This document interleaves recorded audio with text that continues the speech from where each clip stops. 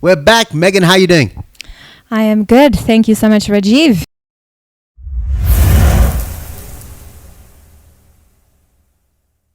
Such a pleasure to have you on the Global Leaders Show. I know that you're going to be getting an Influential Woman of the Year award on the 23rd of September 2023 in Johannesburg. How about you tell our lovely viewers a little bit more about Megan? Who is Megan?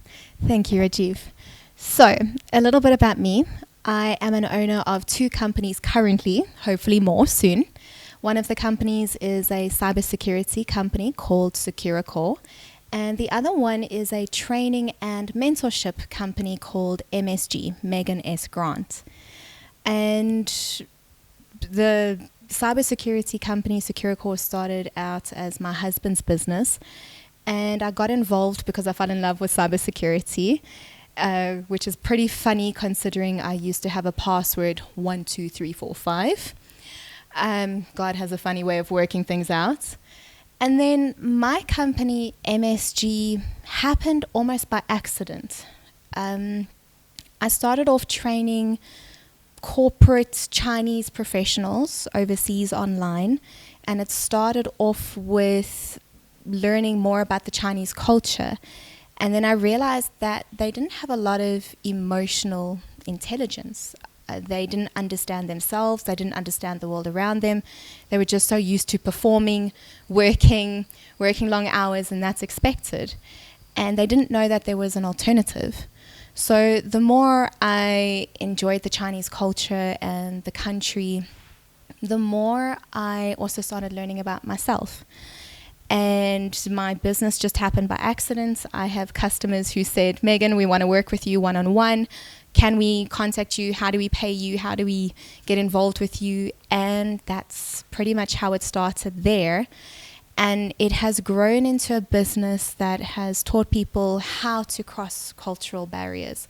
It has grown into a business of mentorship, training, and accountability.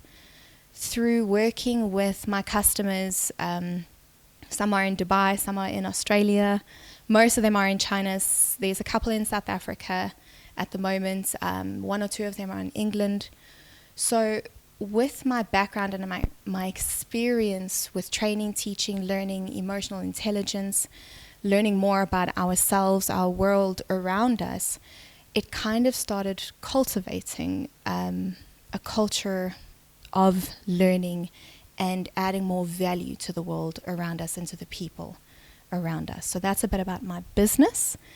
Is there anything else I can answer? I love that. I love that energy. I love that vibe. I loved when you spoke about cybersecurity. That was really interesting for me, and how you got into cybersecurity with the hubby. I think that's something that's quite real and quite a real danger for a lot of people out there currently, with the internet being our second home.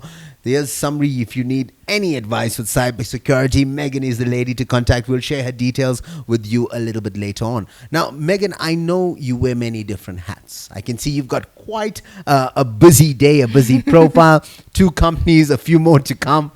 What is the secrets to your success? Honestly, the secret to my success would be first and foremost God. If God has your heart, and if God has your attention, you will listen to what He has to say to move this direction or to not move into this direction. If God has your attention and your heart, He will connect you to the people that you need to be connected with. He will open doors that need to be open and close the doors that need to be. But more importantly, God holds us accountable in a certain way with certain things. God will deal with a seared conscience. God will deal with emotional trauma and hurt from childhood. God will support and walk you through a journey of self-discovery and who He made you to be, what He made you to be, who He made you to be. And He provides a steady constant in a world that is always changing. God showed me a lot about resilience in my life. God heard a lot of the prayers that I couldn't articulate, but God gave me wisdom and insight. And being so connected to Him and being connected to your Creator and often asking him, say, God, fill my mouth. What do I need to do? Where do I need to go? And I've often asked God, give me eyes to see, ears to hear, and a heart to understand. And that one prayer changed everything. It changed things financially for me. It changed things spiritually for me. It changed things in my world, my environment, my community. It changed things literally across borders internationally that I didn't know was possible. And God brought me through a journey of working through dysfunction, healing from dysfunction, understanding dysfunction. God brought me through a journey of understanding how hurting people do hurt, and we all hurt and make other people hurt as well. And with that, God has taught me about integrity.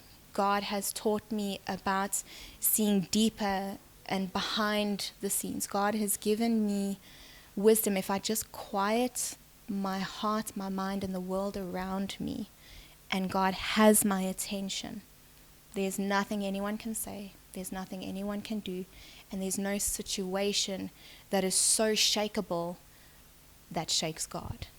And that changed everything for me. Wow. Wow, wow, wow. I'm sure a lot of you guys in the comments right now are going to be blowing up the chat because that was so emotional, you know. It's like I was watching a movie, a real life movie, not just an interview, but a movie. So, Meghan, I love that. And I think a lot of times we as individuals don't give God that credit that he deserves, because without him, we are nothing. In all honesty, Absolutely. we won't even be here. Yeah. What are you currently working on? What project you currently putting a lot of attention in? And how can people get involved? Maybe contribute to it, maybe join it, contact you. What is it? Talk to us. So I am currently working on community projects that are around me. So I'm currently staying in an area called Bonero Park in Kempton Park. Pretty cool place, just so you know. And we are getting involved in cleanup projects. Our goal is to bring encouragement in a tangible way to our community around us. The municipality is struggling, and people don't actually understand what the municipality has gone through. So I've been speaking to the guys from the ground up. We understand that there's a lot going on in South Africa. But I got tired of people getting angry and complaining but not doing anything practical about problems that we can actually change. And so I'm far more involved in my community with project cleanups, cleaning up parks, picking up litter, sorting out sewage problems, getting trees cut down, helping families. There's a family in our street at the moment, and we are quietly organizing fundraisers where we want to repaint their house. We want to help them. Because they've been struggling, they've been knocked down, and they need a lot more kindness and softness in this world.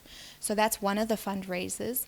What I'm doing, and I'm reaching out to a lot of construction companies, plumbing companies, construction companies. There's a lot of infrastructure that needs changing in our communities around us.